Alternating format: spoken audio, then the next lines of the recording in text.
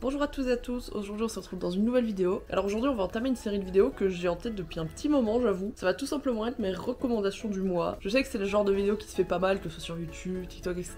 Je me suis dit pourquoi pas le faire à mon tour. Voilà, c'est pas un concept ultra original, mais vu que chaque personne est différente, chaque vidéo de recommandation sera différente. Ce que je vais vous proposer sera pas la même chose qu'un autre, etc. Bon, du coup ici, vu que c'est le premier épisode, je vais pas faire que le mois de mars, je vais, on va dire, étendre à début d'année, voire peut-être un peu avant. Et puis il y a certains mois comme ici où par exemple j'aurais pas de film à vous recommander parce que j'ai pas vraiment regardé de film, que ce soit en mars ou même en février et en janvier. Mais du coup pour compenser, je vais vous donner 2 recos à chaque fois pour toutes les autres catégories, donc 2 animés, 2 séries, 2 jeux, etc. Et on va commencer par le classique, c'est-à-dire les animés. Niveau animé, j'en ai 2 à recommander que j'ai commencé ici en ce début d'année, que j'ai vraiment beaucoup aimé. Alors tout d'abord on a Dungeon Meshi, donc Glouton et Dragon en français. On l'a regardé avec Arca sur Netflix, voilà, on cherchait un petit truc à regarder. On a eu ça dans les suggestions et on se dit vas-y on va regarder un petit peu, ça peut être sympa. Parce que du coup vous avez le petit trailer qui se met automatiquement sur Netflix quand vous passez sur un programme. Et là ça nous montrait Senshi qui faisait de la cuisine et tout, en mode on va couper les champignons et tout. Et vu qu'on avait un peu la dalle, je vais pas vous mentir, on s'est dit oh tiens ça parle de bouffe, ça a l'air sympa.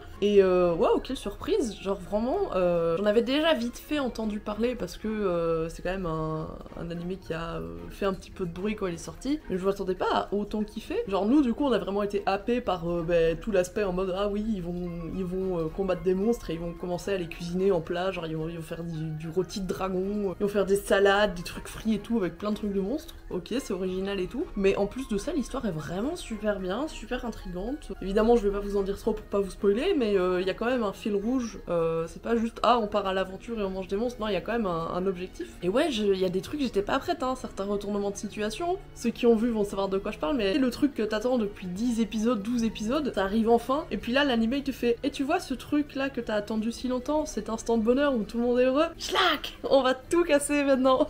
Mais ouais franchement j'étais grave surprise, super chouette à regarder, ça change beaucoup de ce qu'on voit d'habitude. En général tout ce qui est animé de fantasy et tout j'aime bien, mais c'est vrai que parfois par moments je trouve ça un peu répétitif, c'est un peu tout le temps la même chose. On fait cette quête là pour aller tuer le grand méchant, généralement c'est un roi des démons ou un truc comme ça. Là ça changeait un petit peu, à prime abord je me dis c'est un truc tout gentil, tout rigolo, regarde on va manger des monstres et tout. Il y a des moments où c'est quand même un peu trash, faites attention si vous êtes sensible, mais il y a des moments où genre ouais il montre carrément ça, ok d'accord pourquoi pas. Mais du coup je trouve ça vraiment trop chouette parce que ça change de ce qu'on a l'habitude de voir et franchement on a enchaîné toute la première saison en genre 2 jours je crois, quelque chose comme ça, 2-3 jours c'était plié. Ensuite deuxième animé, on va rester un peu dans le thème de tout ce qui est médiéval, un peu fantasy comme ça. Je vais vous parler de Frieren. Alors oui je suis méga à la bourre sur tout le monde. Tout le monde a déjà vu Frieren depuis au moins 4-5 mois. Et moi je débarque là, j'ai fini la saison 1 il y a genre 2-3 jours. Gros coup de cœur aussi. Encore une fois t'as quand même ce fil rouge qui arrive dans l'histoire qui te donne un peu un but. Mais ce que j'aime beaucoup avec cet animé c'est que c'est vraiment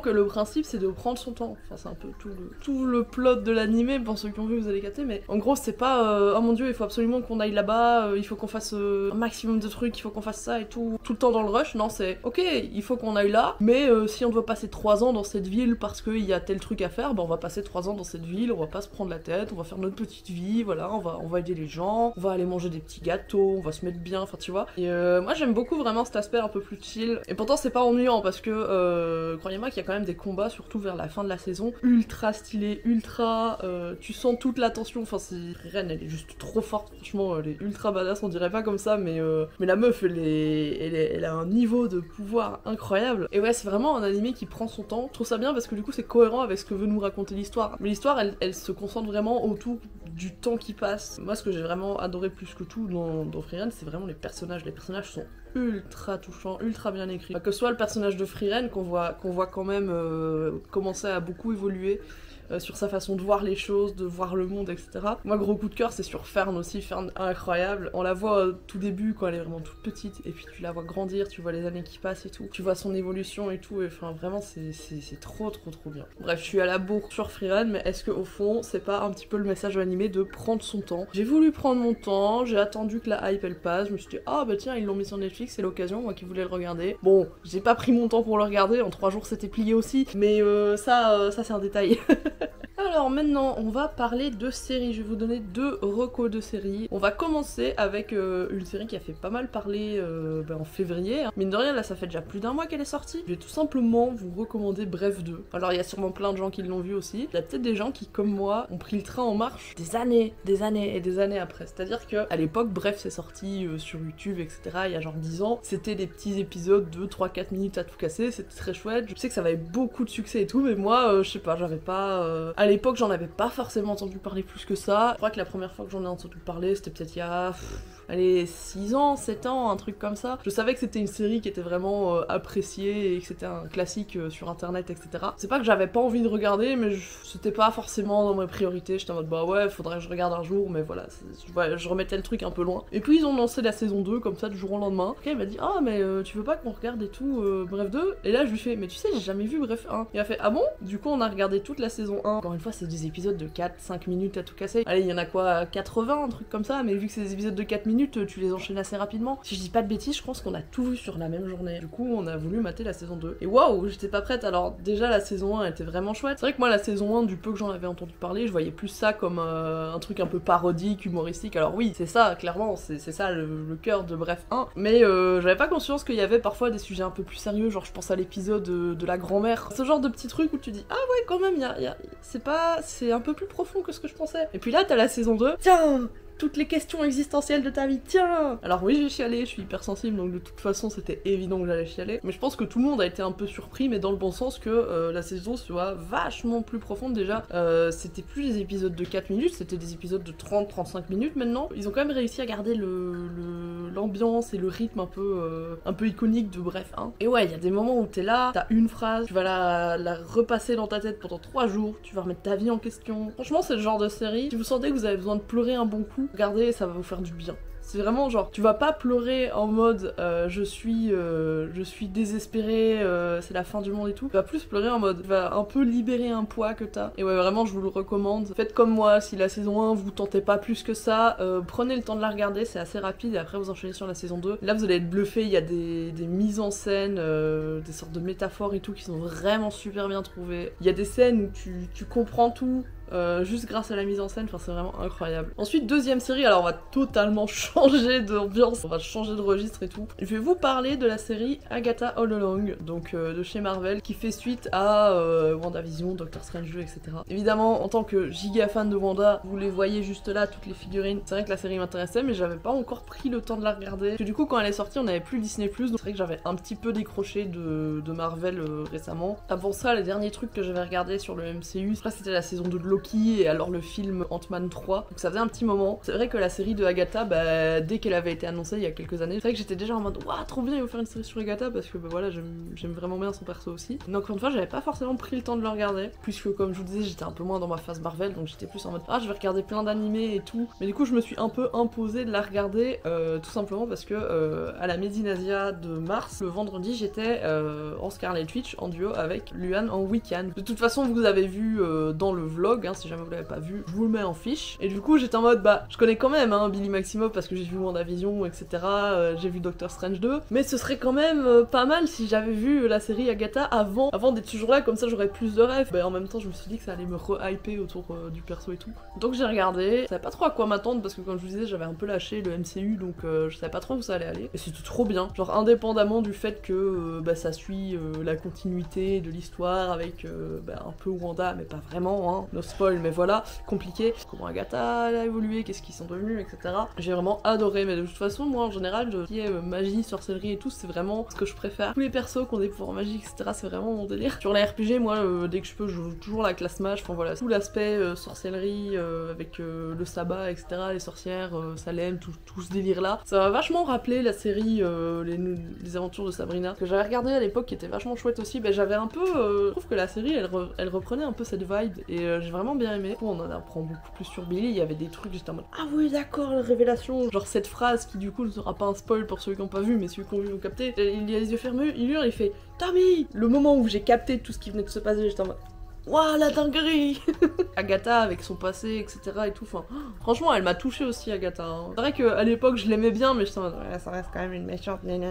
On nous balance son passé, je suis en mode, ah ouais, en fait, je comprends. Mais en fait, elle et Wanda s'entendraient vraiment très bien dans d'autres circonstances. Je suis sûre qu'elle serait BFF. Je pense que c'est une série que vous pouvez regarder, même si vous avez rien suivi à l'univers Marvel, mais je vous recommanderais quand même de regarder WandaVision avant, parce que, clairement, Agatha All Along, c'est la suite directe de WandaVision. Si vous avez l'occasion, Doctor Strange 2, mais je pense que à prioriser WandaVision est plus important que Doctor Strange 2 pour comprendre. On vous résume quand même vite fait en disant ah, ça fait déjà 3 ans qu'il s'est passé ça dans WandaVision, et ça fait 2 ans qu'il y a eu cet événement dans Doctor Strange 2, donc vous avez quand même un peu le contexte, mais pour vraiment kiffer la série correctement, je vous recommande quand même de regarder au moins WandaVision et Doctor Strange 2 si vous avez l'occasion. Ensuite, on va parler un petit peu de musique. Je me suis dit que ça pourrait être sympa parce que c'est vrai que j'ai des goûts musicaux assez bordéliques aussi, hein, en général. Je fais la vanne à chaque fois, mais ma playlist Spotify, elle a vraiment aucun sens. Aujourd'hui, je vais vous parler de... c'est pas des artistes, ça faut pas en parler. Aussi, j'allais vous parler des deux en même temps parce que les deux sont quand même, ont quand même beaucoup de points communs. Je vais vous parler de Alien Stage, et évidemment, est-ce que ça étonne quelqu'un vu que j'en parle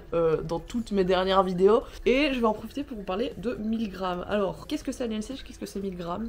Comme je vous ai dit, ça tourne autour de la musique, même si c'est un peu plus que ça. Les prochaines fois, la catégorie musique, je pense que ce sera vraiment des artistes tels quels. Hein.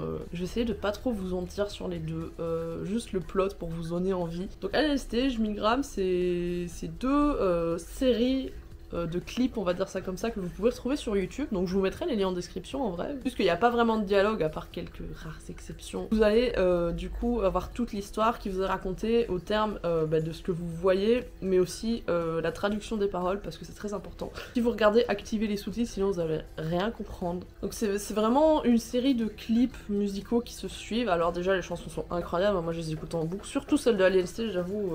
Je vais commencer par Alien Stage, parce que je pense que ce sera plus simple pour vous de comprendre ce que c'est Milgram si je vous parle de Alien Stage d'abord plutôt que l'inverse. Vous avez un ordre bien particulier pour les regarder, mais de toute façon c'est pour ça que je vous mets la playlist, parce que la playlist vous dit directement dans quel ordre vous les regardez. Je vais volontairement pas trop vous dire de quoi ça parle Alien Stage. Je vous parler anglais, vous avez compris qu'il y a Alien et Stage, donc des aliens et une scène. Alors ce ne sont pas des aliens qui chantent sur scène, comme je pensais au tout début, c'est tout ce que je peux vous dire. Disons que vous allez suivre l'histoire de plusieurs personnages du coup qui vont chanter sur scène devant des aliens, et il va se passer des choses. Vous allez avoir des surprises, vous allez avoir des larmes, beaucoup de larmes, préparez-vous. Et alors c'est le genre d'univers, pareil pour Milgram, où les clips comme ça, c'est vraiment une porte d'entrée. Vous allez voir les clips, etc. En général, vous allez comprendre un peu toute l'histoire, même si Milgram est un peu plus profond à ce niveau-là, je vous en parle après. Et vous pouvez très bien vous arrêter là, mais après, si vous avez envie d'avoir plus de lore, vous avez plein de fanarts qui sont postés par l'artiste sur Twitter, notamment. Vous avez un compte Twitter, etc. Des petits sketchs, des trucs comme ça qui vous donnent encore plus d'infos sur l'univers, donc si ça vous intéresse, c'est vraiment bien. Et si vous avez pas envie de vous investir plus que ça, vous pouvez juste aller écouter les chansons qui sont juste incroyables, même sans vous intéresser à l'histoire forcément, juste les chansons je vous les recommande parce qu'elles sont vraiment trop bien. Ce qui est super, c'est que chaque chanson a un style très différent. Il y a des chansons un peu plus sombres en mode avec des grosses guitares, un peu rock comme ça. Vous avez des chansons beaucoup plus douces, un peu plus calmes, etc. avec vraiment le chant qui part dans les notes très aiguës, etc. Et chaque chanson colle très bien à la situation ou au personnage qui les chante. Et rien que pour ça, je vous conseille d'aller l'écouter parce que moi je trouve ça fou que chaque chanson soit si différente au niveau du style, et pourtant que ça reste si cohérent ensemble et qu'elles soient toutes incroyables. Franchement, il n'y en a pas une seule que j'aime pas. Évidemment, j'ai mes préférés, j'en ai que j'aime un petit peu moins, même si je les adore quand même, mais franchement, je vous recommande de fou. Pour Milgram, je vais vous donner quand même un petit peu plus de contexte, parce que c'est vrai que c'est vachement plus compliqué l'univers de Milgram, c'est pour ça que je pense que c'est plus simple. Si vous voulez vous intéresser un peu à ce genre de projet où vous avez des histoires racontées via des clips, vidéos, on va dire ça comme ça, c'est plus simple de prendre la porte d'entrée avec LNC, et puis d'enchaîner sur Milgram. Il y a beaucoup plus de vidéos sur Milgram, beaucoup plus de contenu. Il y a plus de contenu, mais il y a beaucoup moins d'infos. Je vais quand même vous faire le plot de Milgram. En gros, vous avez 12 prisonniers, si je dis pas de bêtises, ils sont 12, qui vont être jugés sur leurs crimes. Parce que ouais, on se doute que s'ils sont en prison, c'est qu'ils ont fait quelque chose de mal. Sauf que vous ne savez pas qu'ils ont fait de mal. Et alors, ce que je trouve incroyable dans Milgram, c'est que c'est vraiment interactif avec la communauté. C'est-à-dire que vous avez une vidéo qui va sortir, où c'est tel personnage qui va vous chanter un petit peu ce passage de sa vie. Alors, volontairement, on vous donne pas toutes les infos, on dit pas Et en fait moi je suis en prison parce que j'ai fait ça. On va vous montrer des scènes très métaphoriques, genre je sais pas, je prends un exemple à la con, mais je sais pas, t'as un truc fragile dans la main, une fleur, et puis tu l'écrases et tu dois comprendre que c'est la métaphore de il a brisé l'âme de quelqu'un, enfin tu vois, des trucs comme ça. En fait tout le concept c'est que ça va se jouer par tour. Vous avez plusieurs tours, actuellement vous avez déjà 2 tours qui sont sortis. Vous pouvez voter à chaque tour en fonction des nouvelles infos que vous avez avec les nouvelles chansons et les nouveaux clips, en disant est-ce que pour moi ce personnage là il est coupable ou est-ce qu'il est innocent. Et ben ça va jouer sur les prochaines vidéos qui sortiront, et ça je trouve ça trop bien, j'aime vraiment trop le fait que ce soit interactif comme ça. Évidemment je vais pas vous spoiler, mais c'est pour vous donner un exemple. Si vous votez telle personne coupable au premier tour, et ben au deuxième tour, elle va se renfermer sur elle-même et du coup il va se passer ça, etc. Ou à l'inverse, si vous avez voté quelqu'un d'innocent, il va prendre la confiance, il va dire ouais bah alors je peux faire ce que je veux, machin, il va faire telle action qui va impacter un autre personnage qui lui n'avait rien demandé et qui va se retrouver dans un bourbier. Tout l'intérêt c'est que c'est pas aussi simple de juste dire ah bah lui ça se voit qu'il a fait un truc mal, je vais le voter coupable, parce qu'à côté vous avez peut-être un autre personnage qui va vous dire ouais mais si tu le votes coupable, moi je me laisse mourir de faim, ou des trucs comme ça. Enfin c'est vraiment assez fort je trouve. Moi je sais que la première fois que j'ai regardé tous les clips etc, j'avais pas tout compris du tout, parce que c'est vraiment beaucoup plus subtil que dans Alien Stage. C'est vraiment plus sur les théories, les analyses, etc. Il y a quand même de ça dans Alien Stage, mais je veux dire, les gens qui connaissent les deux, vous serez d'accord avec moi, dans Milgram, c'est vraiment le tout petit détail que tu vois dans un coin pendant une seconde, en fait, c'est le truc important à retenir, enfin genre. Et du coup, bah, ce qui est bien, c'est que vous pouvez prendre le train en marche, parce qu'actuellement, c'est toujours pas fini. Là, du coup, actuellement, on a fini le tour 2, il y a eu des choses qui se sont passées, ça a eu une influence sur des persos qui ont subi des choses, etc. Il s'est passé des trucs entre eux, et je trouve ça vraiment très bien. Et évidemment en plus de ça les musiques sont toutes bangers. Alors il y en a beaucoup plus, donc c'est beaucoup plus compliqué de vraiment toutes les aimer. C'est vrai qu'il y en a 2-3, je suis un peu moins dedans, mais j'aime bien quand même. Mais il y en a en particulier que j'aime vraiment beaucoup, celle de Yuno, celle de Maïru, et c'est compliqué de vous résumer un petit peu ça sans trop vous spoiler en même temps, donc moi tout ce que je peux vous recommander c'est d'aller voir. Et surtout bah n'hésitez pas à aller voir après des vidéos de théorie, des vidéos d'explication, parce que là vous allez comprendre tellement de choses que vous avez loupé, des trucs qui paraissent si évidents mais pourtant bah quand vous êtes là et que vous enchaînez tout, vous n'êtes pas forcément attentif et tout. Et peut-être qu'au prochain tour, vous pourrez voter et avoir un impact sur ce qui va se passer. Voilà. Et alors, on va terminer ici pour cette fois, donc pas de film comme je vous disais. Partie jeux vidéo. Ici, je vais vous parler de 2 jeux. Qui n'ont rien à voir du tout l'un avec l'autre. Tout d'abord, je vais vous parler de Hello Kitty Island Adventure. C'est des jeux tout mignons de Hello Kitty sur sa petite île, un peu à la Animal Crossing, qui est vraiment trop chouette. Dès qu'ils l'ont annoncé dans un Nintendo Direct, je savais que je le voulais. Arkham l'a offert du coup pour la Saint-Valentin, donc j'étais trop heureuse. Et le jeu, il est vraiment trop chouette. Vous avez pas juste l'aspect il faut être ami avec les habitants, etc. Vous avez aussi un petit peu parfois des petits trucs d'aventure, vous avez des petits donjons. C'est pas des donjons à la Zelda, hein, clairement, mais vous avez des sortes de petits temples. Vous avez 2-3 petites énigmes, il faut mettre ce cube sur cet interrupteur, comme ça vous ouvre une porte et vous pouvez aller chercher l'autre cube, etc. Évidemment vous avez tout le système d'amitié, vous pouvez offrir des cadeaux aux habitants. Mais vous avez quand même vachement plus cet aspect exploration où vous devez grimper sur des montagnes et du coup parfois vous n'avez pas assez d'endurance, donc il faut augmenter votre jauge d'endurance. Pour augmenter votre jauge d'endurance, il faut devenir ami avec tel personnage et être au niveau 5, comme ça il vous donne tel objet. Et pour être ami avec lui, il faut lui cuisiner des gâteaux, donc il faut aller sur l'île, il faut ramasser des fraises, des ananas, etc. Enfin vraiment plein de petits trucs comme ça, et bah, franchement c'est le genre de jeu super chouette si vous voulez jouer tranquillou, pas trop prise de tête, c'est vraiment très chill, j'aime beaucoup. En plus bah, moi j'adore les persos de Sanrio, surtout Cinnamoroll, mon préféré. Donc évidemment dès que j'ai des cadeaux à faire, je les fais en priorité à Cinnamoroll. Mais ouais, vraiment très chouette le jeu. Ce que je trouvais trop bien aussi, c'est que il y a Retsuko dedans, donc de la série Retsuko, parce qu'effectivement elle fait partie des persos de Sanrio. Bonjour Roxas. Et je trouve ça trop bien comment ils ont bien refait son côté rage, vénère, tu sais, quand elle fait du karaoké, et le côté tout mignon. Ils ont vraiment trop bien refait ça. Enfin, voilà, si vous aimez les petits animaux mignons comme ce petit chat, et ben vous allez kiffer le jeu. Et on va finir du coup avec un jeu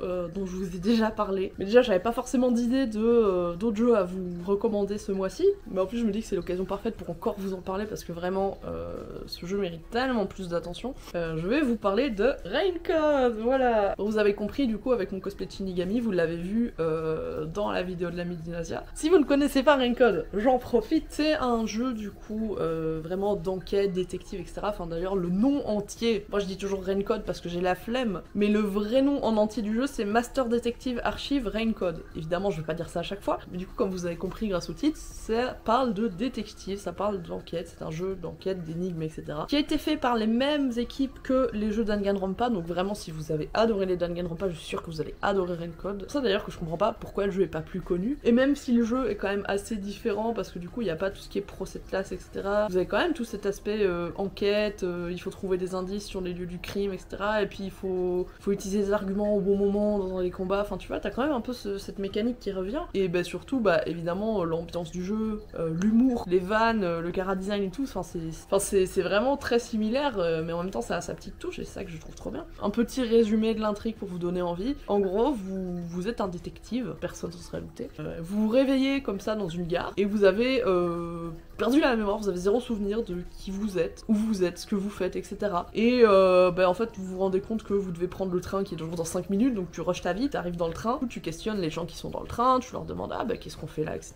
Et ils t'expliquent que en fait t'es un détective, on est envoyé dans cette ville qui est vraiment reclus, il y a personne qui rentre, il y a personne qui sort, c'est genre la première fois en des années qu'il y a quelqu'un qui est autorisé à y aller. Ils sont tous partis d'une géante agence de détectives et ils vont aller enquêter sur justement qu'est-ce qui se passe dans cette ville, pourquoi est-ce qu'il y a autant de restrictions sur les allées et venues des gens, pourquoi est-ce qu'on a zéro info de ce qui se passe là-bas. Et surtout, le plus intriguant, c'est que dans cette ville, il pleut constamment, sans arrêt, depuis des années. Et il ne s'est jamais arrêté de pleuvoir, d'où le nom Raincode. Vous avez compris, Rain, ça veut dire la pluie. C'est un gros truc important dans l'histoire. Hein. Vous êtes dans ce train, voilà, il va se passer des choses pas prévues, il va se passer des dingueries, évidemment, on s'y attend avec la team de Danganronpa, il va se passer des trucs, ça va être un peu la galère, vous allez devoir mener l'enquête sur plein de trucs, une fois arrivé là-bas, déjà vous êtes un peu mal vu, parce que vous êtes un peu le détective et tout, et personne veut trop coopérer, tout le monde se méfie, l'ambiance elle est un peu chelou dans la ville. Et du coup, vous allez résoudre des enquêtes, il va y avoir des histoires de meurtres,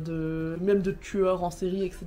Vous allez devoir enquêter pour trouver qui c'est, pourquoi, etc. Et ouais, franchement, je comprends vraiment pas pourquoi ce jeu est pas plus connu, parce qu'il est vraiment incroyable. Il est incroyable. En plus, les personnes sont vraiment trop bien, enfin, notamment Shinigami, un gros coup de cœur sur elle. Je sais que moi, du coup, quand j'y jouais, je faisais beaucoup de vannes sur le fait que, mon dieu, ça c'est le fils caché Kyoko, parce qu'ils ont la même couleur de cheveux, machin, enfin, j'arrêtais pas de faire des vannes là-dessus. J'en profite du coup pour vous dire que si tout ça vous a donné envie de vous intéresser au jeu, mais que malheureusement vous ne pouvez pas y jouer, ou alors vous avez pas trop l'habitude de jouer, vous avez pas forcément envie d'y jouer, mais vous voulez quand même connaître l'histoire et vous y intéresser, ça tombe bien, j'ai fait un let's play entier sur ma chaîne de rediffusion, voilà. À l'époque où je faisais encore des lives, du coup on a fait le jeu entier en stream ensemble. Si vous avez pas les moyens d'acheter le jeu, etc., et c'est l'occasion du coup de vous y intéresser, vous aurez mes réactions. J'ai pleuré plusieurs fois, vous allez me voir pleurer en jouant au jeu. Surtout à partir du chapitre 3, c'est là que vraiment que l'intrigue elle commence à aller de plus en plus vite et tout, il se passe vraiment des dingueries, enfin c'est... Et les derniers chapitres, mon dieu, les larmes ont coulé, hein. Franchement, du coup je vous mets la playlist du let's play dans la description si ça vous intéresse d'aller voir, prenez votre temps. Vous pouvez même mettre les vidéos en x2, hein, si je parle trop, je sais qu'il y a des moments où je parle beaucoup pour rien. Il y a des moments aussi où je comprends pas alors que c'est ultra évident, enfin voilà, m'en voulez pas d'avance si je fais des erreurs quand je joue. On va terminer sur ça. N'hésitez pas du coup à me dire si vous avez des recos en commentaire, hein. Si ce mois-ci vous avez vu quelque chose, ou alors vous avez joué un jeu, vous avez découvert un artiste, etc., que vous voulez partager avec tout le monde, mettez-le en commentaire, c'est fait pour ça. Dites-moi si ça vous plaît, si vous voulez que je continue à faire ces petites vidéos reco, parce que moi je trouve ça très chouette du coup de vous partager les choses, parce que c'est vrai que parfois j'ai pas toujours l'occasion de vous en parler plus que ça. Alors oui, je vous ai dit que j'adorais Alien Stay, je vous l'avais compris, mais si vous savez pas ce que c'est, vous avez pas forcément toujours le contexte. Pareil, Shinigami, vous êtes pas dit waouh, il est trop bien son cosplay, mais je sais pas du tout comment commencer. Surtout pour des licences comme 1000 grammes qui sont un peu compliquées à prendre en main quand vous avez zéro contexte. Enfin voilà, j'espère que cette petite vidéo vous a plu. N'hésitez pas à mettre un petit like, un petit commentaire. Abonnez-vous si c'est pas encore le cas, je sors une vidéo toutes les semaines. Je vous fais des gros bisous et à la semaine prochaine, au revoir.